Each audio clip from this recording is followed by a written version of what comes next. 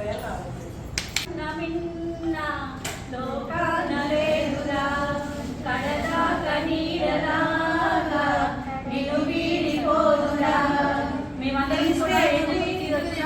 Friendship day చాలా బాగా celebrate చేసుకుంటున్నాము. ఎప్పటికీ కూడా ఎవర్ గ్రీన్ గా మా ఫ్రెండ్షిప్ ఇలాగే ఉండాలని కోరుకుంటున్నాను. Friendship is for ever. సృష్టిలో తీయనైంది ఫ్రెండ్షిప్ మాత్రమే. ఇంతకంటే కూడా తీయదనం అనేది మనకి అమ్మ నాన్న ఇవన్నీ వేరు, ఫ్రెండ్షిప్ వేరు. ఒక ఫ్రెండ్లో తప్పొప్పులను తెలియజేయటం అది చాలా ఫ్రెండ్షిప్కి నిదర్శనంగా నిలుస్తుంది.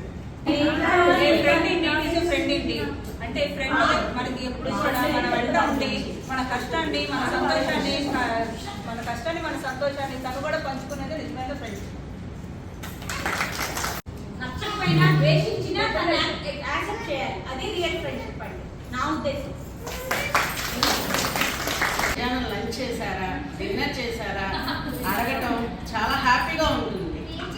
హస్బెండ్కి అడగకపోయినా అడగట్లేదు, కానీ ఫ్రెండ్స్కి అడగకపోతే ఎలా మెసేజ్ చేయాలా, ఎక్కడికి వెళ్ళావు, ఏంటి అని అడుగుతున్నారు. దాన్ని ప్రతి ఒక్కళ్ళు మార్నింగ్ మధ్యాహ్నం నైట్ చెప్తే హ్యాపీగా వాళ్ళు ఫీల్ అవుతారు. నేను ఫోన్ పట్టుకున్నా అంటే ఫస్ట్ ఏ రోజు ఎంత బిజీ ఉన్నా సరే మా గ్రూప్ ఓపెన్ చేసి చూసుకుంటాను. వాళ్ళ మాటలే మాకు హ్యాపీనెస్. ఎంతటి బాధనైనా తీసేస్తుంది వాళ్ళ మాటలు వింటూ ఉంటే హ్యాపీగా ఉంటారు. అందరికీ హ్యాపీ ఫ్రెండ్షిప్ డే.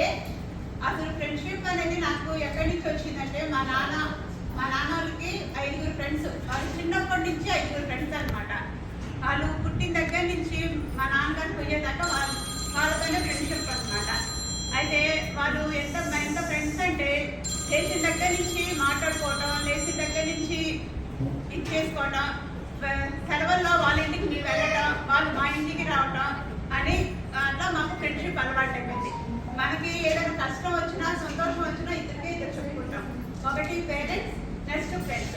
ఫ్రెండ్స్ చెప్పుకోలేని విషయాలు కూడా ఫ్రెండ్స్తో చెప్పుకుంటాం. అలాంటి వాళ్ళు ఫ్రెండ్ అన్నమాట.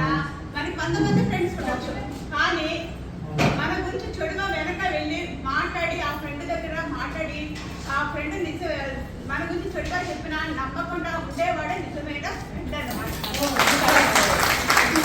మా నాన్న చెప్పాడు, old friends are gold, new friends are diamonds.